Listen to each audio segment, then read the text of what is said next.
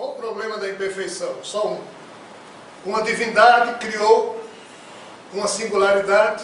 Quando essa singularidade começou a se desenvolver, ela foi absorvida ou engolida por ela. Isso implica em que essa divindade não teria tido o tempo necessário para fazer o fechamento da sua criação. E daí surge a primeira imperfeição do universo. Os estudiosos passaram séculos apontando a aparente perfeição de muitos dos parâmetros científicos que permitem que a vida tenha surgido na Terra nas condições em que surgiu. Porém, esses mesmos astrofísicos estão percebendo problemas. Só que o conhecimento do logos terreno diante do processo de expansão do universo ainda não é suficiente para se ter certeza de coisa alguma. Daí surgem 4 ou 5 possíveis cenários para o final do universo. Um deles é a expansão eterna. Mas existem coisas que estão sendo percebidas naquilo que nós chamamos de matéria escura, energia escura. Afinal, somente 4% da matéria universal é esse espectro visível que nós percebemos. Tudo que nós observamos das mais de 100 bilhões de galáxias, com cada galáxia com 100, 200, 300, 400 bilhões de estrelas, com cada estrela com sabe-se lá quantos planetas, e cada planeta sabe-se lá com quantos satélites, tudo isso é só 4% da matéria do universo. Os cientistas ainda tentam perceber esses 23% de matéria escura e o resto de energia escura, que tipo de efeito de fato isso provoca e o que é que significa a energia do vácuo, do éter, como era chamado na antiguidade. Ou seja, nós ainda temos muito que evoluir em termos de percepção racional, em termos do nosso logos científico, para podermos ter ideia disso. Mas a imperfeição maior que hoje se percebe está refletida nessa perspectiva de que talvez o grande artista, devido a um acidente, não pôde concluir com o seu software divino a obra dele como ele gostaria e por ela foi então tragado. E aqui surge o segundo pacote de imperfeições. O ser que aqui se reconstituiu, ou o ser que pôde ser reconstruído pela vontade desesperada de sobrevivência dessa divindade, reconstituiu-se de um modo tal que outras imperfeições surgiram nesse processo de reconstituição ou de reconstrução de si mesmo.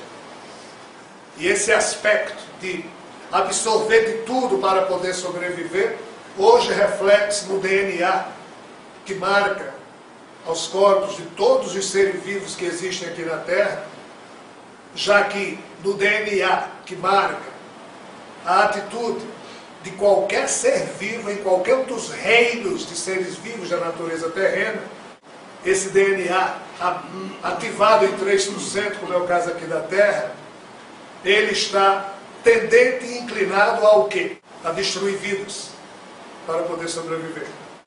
O leão, ele é obrigado a comer zebras e antílopes para sobreviver. Se ele não comer esses animais, ou outros, ele não sobrevive. O leão não come frutos, nem relva. O leão come outros animais. Que culpa tem o espírito de um leão em ser leão? O problema está no DNA que fez com que o leão fosse um leão. Então, se nós temos uma natureza que é totalmente bela, porém perversa, já que todas as espécies que vivem na Terra são obrigadas a destruírem outras vidas para poder manter a sua. E se o leão não tem culpa de ser leão, se o crocodilo não tem culpa de ser crocodilo, quem é o responsável por ter criado uma natureza em que todos que nela se inserem são obrigados a destruir vidas para manter a sua vida desperta? Quem formulou essa natureza? Quem formulou essa natureza? Esse ser reconstituído com esse tipo de problema, e por isso o DNA que ele semeou na Terra tem esse tipo de problema. Porém, se o leão não pode meditar para agir de forma diferente ao que dispõe o seu DNA, qual é a única espécie da natureza terrena que pode meditar e mudar o seu comportamento? Nós, os ditos Homo sapiens pensantes. Mas nós também não fazemos uso do nosso logos para isso e nos comportamos de modo muito mais inadequado do que os nossos irmãozinhos da natureza, porque um leão, por mais leão que ele seja, ele não sente ódio. Ele mata porque algo nele o inclina a fazer isso para sobreviver. Nós, não. Nós somos a única espécie estúpida da natureza terrestre que mata por matar. Pelo prazer de caçar. Sob essa perspectiva, a única espécie da natureza planetária que pode evoluir não é a do leão nem a dos macacos, é a nossa. E nós não conseguimos evoluir. E esse é o drama de Javé. E esse é o drama de todo esse contexto de DNA complicado. Para que o nosso Logos se desperte e nos permita a compreensão plena ou quase plena do que significa viver na Terra, é necessário estudar e estudar bastante. Não há como esse caminho ser fácil. Não é mais o caminho da fé que haverá de redimir essa espécie planetária. É o caminho do conhecimento e da atitude esclarecida, ou seja, o caminho da fé esclarecida. Os espíritos utilizaram-se de Kardec para dizer: espíritas, antes de crer, vírgula, compreender. Porque a crença fácil já não é mais o moto ou o motor que haverá de redimir uma família planetária que os tempos clamam pela maioridade espiritual dessa família, ou pela maturidade emocional desta família. E a fé não nos tem conduzido a essa maturidade. O que fizemos da fé?